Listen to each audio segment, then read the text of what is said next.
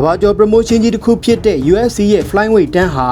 မြန်မာကိုစားပြုချင်း fighter လေး Joshua Ben ရောက်ရှိလာပြီး champion ဖြစ်ပြီးတဲ့နောက်ကမ္ဘာတစ်ဝန်းကပြည်သက်တွေကြားလှုပ်လှုပ်ခက်ခက်ဖြစ်လာခဲ့ပြီဖြစ်ပါတယ်။ Joshua Ben ရဲ့ champion key က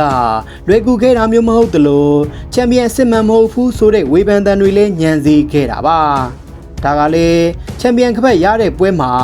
ပန်ဒိုဂျာဒဏ်ရာရရှိလို့ကပတ်ဆုံးရှုံးသွားပြီးလူငယ်တယောက်ချန်ပီယံဖြစ်လာတာကိုမူရီတာမပွားနိုင်ကြတဲ့လူအချို့ရဲ့ဝေဖန်သံတွေပဲဖြစ်ပါတယ်။ UFC မှာချန်ပီယံကပတ်အရယူခြင်းနဲ့စိတ်ခွန်အားအပြည့်နဲ့ကြိုးစားနေတဲ့လူငယ်တယောက်က promotion ဘက်ကပေးလာတဲ့ဘယ်လိုပွဲမျိုးကိုမဆိုအချိန်နေရာမရွေးပဲလက်ခံထိုးသက်ခဲ့တဲ့ fighter တယောက်ဖြစ်ပါတယ်။ Joshua Ben ရဲ့ champion ကပတ်စင်ကော်ခွင့်ရခဲ့တဲ့ပွဲစဉ်ကိုပြန်ပြောရမယ်ဆိုရင်မူလတွဲဆိုင်ဖြစ်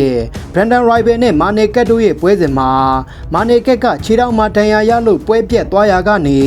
Joshua Ben ကအစားထိုးဝင်ရောက်လာခဲ့တာဖြစ်ပါတယ်။ဒီနေရာမှာခွင့်ရေးရရင်ရသလိုအသုံးချနိုင်တဲ့ Joshua Ben ကပွဲကိုလက်ခံခဲ့တယ်လို့ Joshua Ben နဲ့ထိုးသက်ဖို့မတွေ့ဝေခဲ့တဲ့ Brandon Royval ရဲ့စိတ်ဓာတ်ကိုလည်းချီးကျူးဂုဏ်ပြုရမှာပါ။အကြောင်းကတော့အဆိုပါချိန်က Joshua Ben နဲ့ Brandon Royval တို့ရဲ့ ranking အဆင့်သတ်မှတ်ချက်ကအတော်လေးကွာဟနေချိန်လည်းဖြစ်ပါတယ်။ဒါပေမဲ့ပွဲထိုးတဲ့အချိန်မှာတော့ဘန်ကပဲအကောင်းဆုံးပုံစံနဲ့ Brandon Royval ကိုအနိုင်ယူပြနိုင်ခဲ့ပြီးအဆိုပါပွဲစဉ်ကနေစုတွေပါ fighter 2ယောက်လုံးသိမ်းပိုက်နိုင်ခဲ့ကြတာပါ။အဲ့နောက် UFC ဘက်က Joshua Ben ကိုအခွင့်အရေးပေးခဲ့ပြီးချန်ပီယံစင်ကောပွဲဖြစ်ရာသီ fighter ကြီးပန်ဒိုဂျာနဲ့ချန်ပီယံပွဲစီစဉ်ပေးခဲ့တာဖြစ်ပါတယ်။ UFC flyweight တန်းကိုအချိန်ကြာနဲ့ခပတ်ကာကွယ်ထားတဲ့ပန်ဒိုဂျာနဲ့လူငယ်မျိုးဆက်သစ် fighter Joshua Ben ရဲ့ပွဲကိုပြည်သက်တွေအထူးအာရုံစိုက်ခဲ့ကြတာပါ။ဒါပေမဲ့ပွဲစားခြင်းမှာပဲ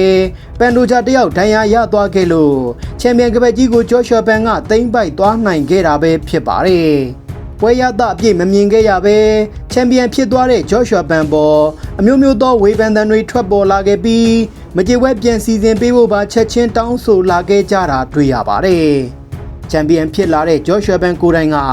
သူ့အနေနဲ့ချန်ပီယံဟောင်းပန်ဒိုဂျာကိုလေးစားမှုအပြည့်ရှိကြောင်းပြောကြားခဲ့ပြီးမကြေဝဲထိုးဖို့အတွက်လည်းသူ့ဘက်ကအစင်းသင်းမှာပဲဆိုတဲ့စကားမျိုးပြောကြားလိုက်တာပါ။ UFC ဘက်ကတော့ Joshua Ben ရဲ့ချန်ပီယံကွက်ကာဝယ်ပွဲကို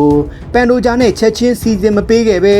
လူငယ်မျိုးဆက်သစ်ဂျပန်ဖိုက်တာတက်ဆူရိုတိုင်နာနဲ့ပွဲစီစဉ်ပေးခဲ့တာပါ။ပေးသက်တွေကြားမှာတော့ဂျပန်ဖိုက်တာတိုင်နာနဲ့ပွဲမှာ Joshua Ben အတွက်လွယ်ကူးမနေဘူးလို့သုံးသပ်ခဲ့ကြပြီးချန်ပီယံကွက်ဆုံးရှုံးနိုင်ခြင်းများတယ်ဆိုပြီးတော့သုံးသပ်သူတွေရှိခဲ့ကြတာပါ။ပွဲတွင်းမှာတော့ဖိုက်တာနှစ်ယောက်လုံးကလူငယ်ဖိုက်တာတွေပြီးအပြိုင်ကျန်းခဲ့ကြကငါးကြီးမြောက်မှာ Joshua Ben က TKO နဲ့နိုင်ရပြီးချန်ပီယံကပတ်ကြီးကိုပထမဆုံးအကြိမ်ကာကွယ်နိုင်ခဲ့တာဖြစ်ပါတယ်။ဂျပန်ဖိုက်တာကိုအနိုင်ယူနိုင်ခဲ့တဲ့ပွဲစဉ်က Joshua Ben ရဲ့ချန်ပီယံစွမ်းဆောင်ရည်ကိုပြသနိုင်ခဲ့တာဖြစ်တယ်လို့ဝေဖန်သူချို့ရဲ့ပြောစားတွေကိုလည်းနှုတ်ပိတ်နိုင်ခဲ့တဲ့ပွဲမျိုးဖြစ်ပါတယ်။အခုတော့ UFC အတိုင်းဝိုင်းက fighter တွေပြင်ပြည်သက်အများစုမျှော်လင့်နေကြတဲ့ Joshua Ben နဲ့ပန်ဒိုဂျာတို့ရဲ့မကြေပွဲကြီးကအမှန်တကယ်ဖြစ်လာခဲ့ပါပြီ။ UFC 331ပွဲစဉ်ကြီးရဲ့ခေါင်းပွဲစဉ်နေရာကနေထိုးသက်သွားမယ်။ Joshua Ben ရဲ့ဒုတိယမြောက်ချန်ပီယံကပတ်ကာကွယ်ပွဲက